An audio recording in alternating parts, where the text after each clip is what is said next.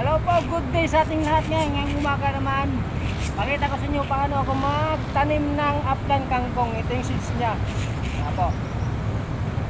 Pakita nyo ang seeds niya. Medyo malaki yung buto niya eh. Upland kangkong. Ito po yun. Pag sa upland kangkong kasi, hindi ko na nilagay sa seedling tray. Ang style ko nito sa kangkong is direct seedling.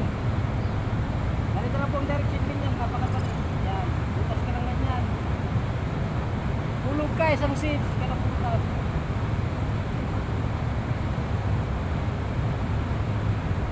After 5 days, kung saan lang tutubo yan. Kangkong kasi hindi masela ng kangkong. Kaya ginagawa ko direct seedling.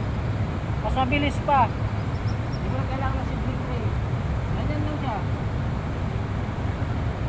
5 days. Germinate na yan. Tutubo na yan siya. Kahit hindi mo natakpan yan, okay lang yan.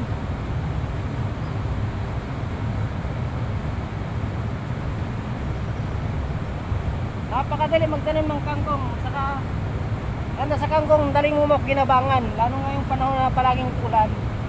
Ang bilis lumago ng kangkong. Ganyan po. Salamat po, ganyan po ako magpunda ng kangkong. Thank you po very much.